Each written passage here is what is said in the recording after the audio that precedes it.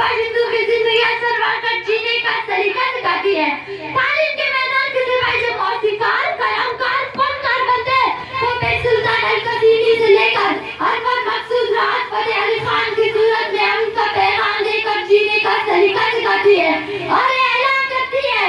इल्म ने खूने रगे जा दिया और न मरा, इल्म ने ज़हर का पैमाना किया और न मरा, इल्म सकरात की आवाज़ है ईसा का लहू,